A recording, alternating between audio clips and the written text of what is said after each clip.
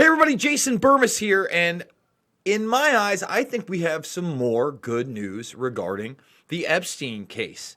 Now, in this video, we're going to focus on two things. One, is Jeffrey Epstein a billionaire? He's certainly been referred to as one many times. The network is huge. It would be hard for me to believe that if he is not, in fact, a billionaire, that he is not backed by billionaires and maybe even people that have more than billions, at least in assets and power. So that's going to be one of the big things we haven't really addressed yet. The media is trying to put that spin out there.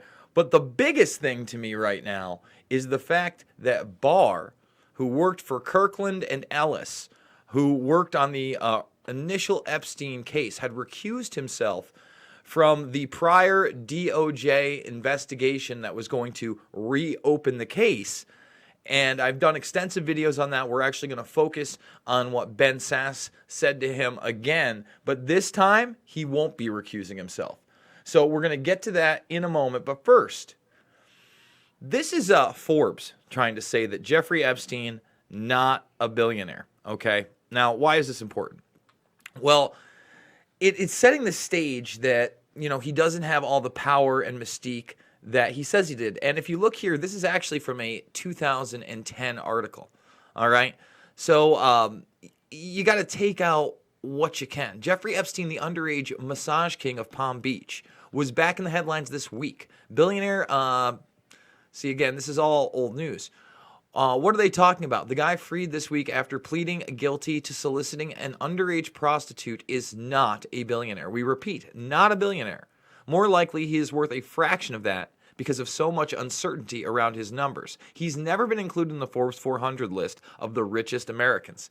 But again, does that matter? He hides most of his wealth on Little St. James Island or in the U.S. Virgin Islands.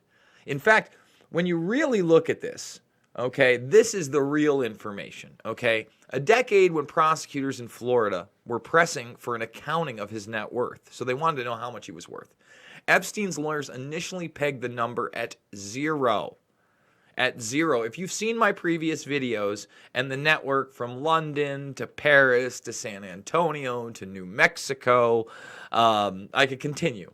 To Teterboro Airport in New York City, where he was caught, where all of this is now stemming from. The initial indictment that has been unsealed. Remember, we have employees 1, 2, and 3 that are not named, that are more than likely, at least some of them, some of the ones named in these unsealed documents from 2017 in a civil case that had to deal with the Southern District of New York. Sarah Kellen, Leslie Groff, and Natalia Malyshev. And again, previously, we've kind of tracked down where they may be at. But in 2010, when they were being questioned about this stuff, they were given new identities. Okay, and that's mainstream reporting right there. In fact, check it out before we go back to the billionaire question. Here's a couple of them.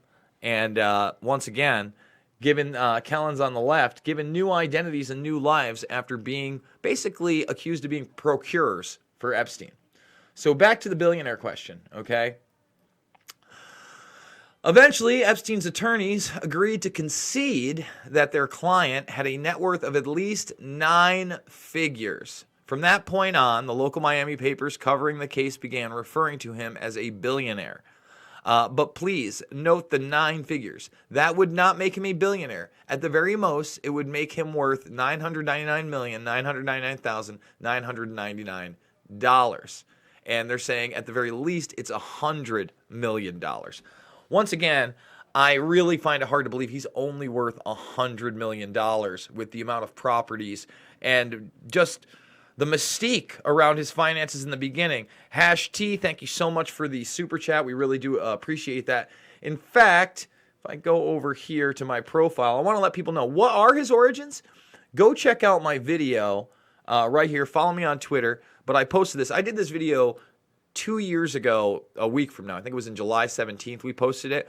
But it really went into how Jeffrey Epstein gained his prestige, where he came from. And it's very mysterious. It's not like I have all the answers. 13-minute video. Like I said, go check it out on my Twitter if you haven't done that already. So once again, here is where they're contesting. It could be 100 million, 200 million. But We have no clue. No clue. So now back to Barr. Barr worked for Kirkland and Ellis. It seems this is a completely different investigation, and because he was not working with them at the time, he does not have to recuse himself from this case. Attorney General William Barr won't recuse himself from involvement in the new charges filed against alleged sex trafficker Jeffrey Epstein on federal prosecutors in New York, according to a Justice Department official.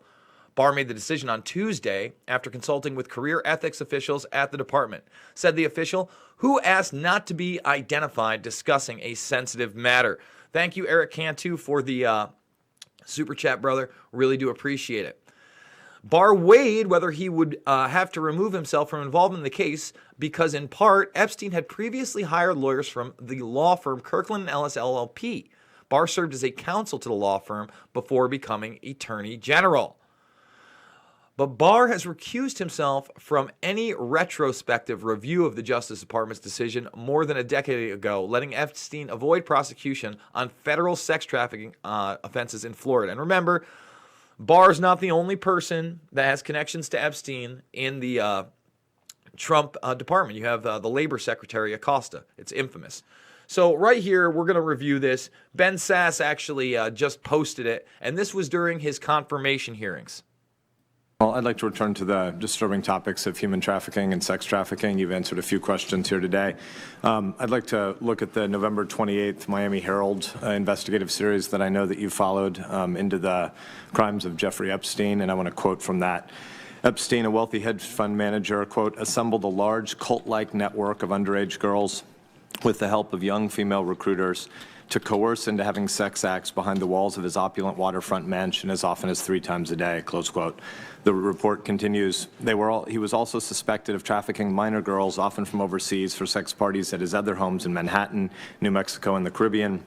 The Herald series continues, quote, in 2007, despite ample physical evidence and multiple witnesses corroborating the girls' stories, federal prosecutors and Epstein's lawyers quietly put together a remarkable deal for Epstein, then age 54. He agreed to plead guilty to 2 felony prostitution charges in state court. Now let's stop that. Now remember, those charges, everybody just assumed because the initial accuser was reported to be 14 years old that she was 14. Let's just show you what really happened. Epstein pled to 16-year-old girl. Let's see. Oh, man, there's just so much in there. But essentially what that did was allowed him not to register as a sex offender in 30-plus states, including New Mexico, where he owned property. So Sass at this time doesn't know this because there's very few details given about the reopening of that case. And this is pre them talking about possibly going with the Crimes Victims' Rights Act. And I've done previous videos on it, so you can check those out in the articles. And I go through the states in which he wouldn't have to register. And remember, they had over 3 dozen victims to choose from. And in exchange, he and his accomplices received immunity from federal sex trafficking charges that could have sent him to prison for the rest of his life. He served 13 months in a private wing of the Palm Beach County Stockade. His alleged co-conspirators who helped schedule his sex sessions were never prosecuted, and the deal, called, again, this is the Miami Herald, a federal non-prosecution agreement, was sealed so that no one, not even his victims, could know the full scope of Epstein's crimes and who else was involved, close quote. So stop. So now these unsealed documents of the lawsuit provide us who was at least alleged to. Okay, so let's go there really quickly. Not only were these people kind of the hierarchy, right? Maxwell being his number 1, Kellen seemed to be his number 2. Then you had Groff, Malashev, and others. Okay, again, I think Holly Robson is named as a defendant in some of these documents. In fact, let's bring some of those documents up just quickly. There's a lot to go through, and I want to thank the person that gave me them. It's still just partial documents, by the way. Definitely not the full deal. There we go. There they are. But let's see. Scroll it down. Those are the released FBI ones. Haley Robson, there's another one. So there are plenty. I've got to go through these transcripts and see what else was said. But if you look here and you just type in butlers, you got to understand the housekeepers, the butlers, the airline pilot, various other employees, assistants and associates, all these underlings, quote unquote, were wittingly and unwittingly part of this. It's the real deal, okay? And I need your help going through this stuff. It's out there on the web, guys. You got to search it out, and there's plenty publicly there. Hash, did you ever get my Twitter DM message about developing? I saw that earlier today. It's been a long day. This is actually my first video, and it's already almost 3 p.m. This is like my third or fourth video time. Let's go back to SAS. The fact that federal prosecutors appear to have crafted this secret sweetheart deal for a child rapist obviously enrages moms and dads everywhere. On this particular case, will you commit to making sure that there's a full and thorough investigation into the way DOJ handled the Epstein case? So again, this is before he's actually been confirmed as the Attorney General, and this is before the reopening of the case through the Victims' Rights Act. So good for SAS for bringing this up. And I want to point out that some of the other documents show that this non-prosecution agreement was a deferment at first, and they were saying that they had other investigations going. Even in this new indictment, it suggested that others are involved and there are further investigations pending. And now that they've raided his New York mansion, and on the record, Jeff Berman, the person who held the press conference yesterday, said that they found hundreds, and now it's being reported possibly thousands of images of CP. So let's go back. Let's see what Barr has to say here. And I was very critical of this when it happened, believe me. So, Senator, I have to recuse myself from Kirkland and Ellis matters, I am told. And I think Kirkland and Ellis was maybe involved in that case. So I need to sort out exactly what my role can be. But, I will say that if I'm confirmed, I'll make sure your questions are answered on this case. And you know what? Hey, we give credit where credit is due. Let's do it. All right? This is not a right or left issue at all. Not even close. Conservative, liberal, all bullshit. All right? I know a lot of people are trying to make it about Epstein and his Democratic funding, but let me tell you, Green speaks volumes. And it wasn't just Democrats, and it's not just Democrats that take part in this type of illicit activity with children. I can promise you that. So again, very disappointed that he recused himself here. However, now that this is a new matter involving an investigation that did not take place, that involved the law firm he worked for, he's saying he's going in on it. And that's huge. And remember, the time period is between 2002 and 2005, taking place in New York and Florida. So let's go back to SAS because he has some other great things to say. Thank you. The Deputy Attorney General, obviously there have been media reports about the timing of his potential departure post your confirmation, and the DAG, as you well know from your prior history, has a key responsibility in deconflicting different parts of the department.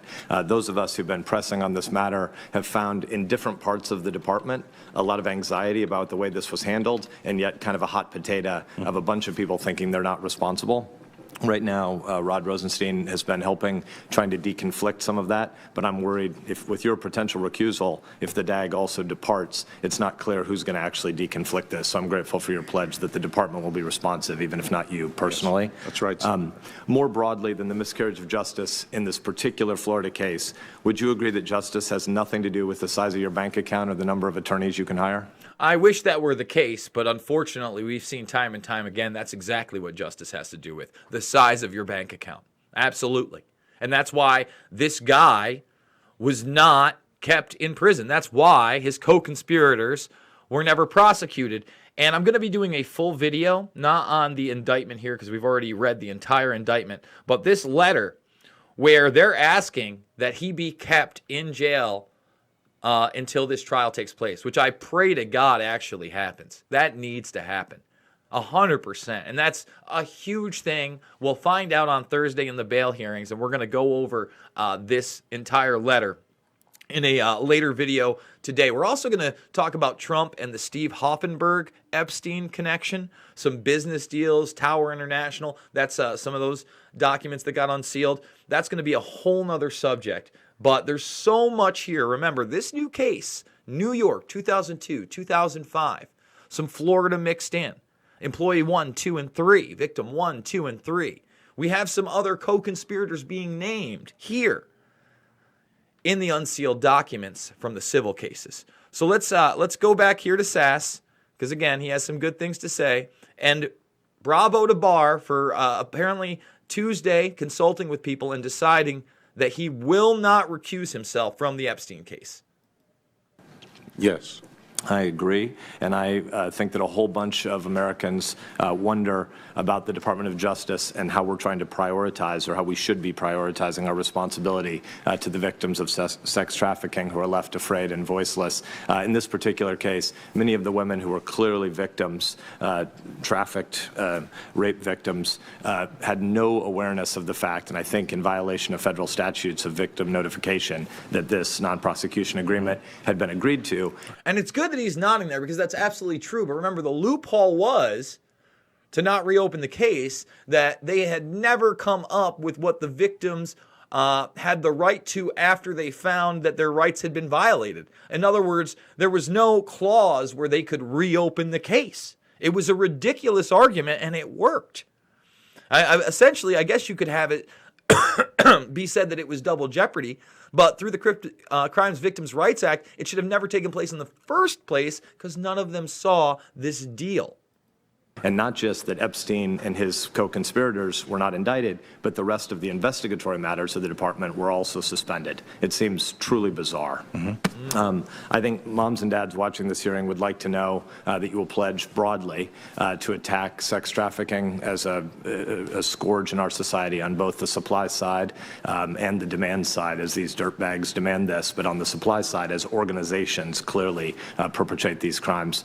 Can you pledge to us that this will be one of your priorities at the department? They can count on it. Well, hey, they can count on it. All right. That's 7 months ago. All right. He did it. Thank you. Thank you, man. Let's go.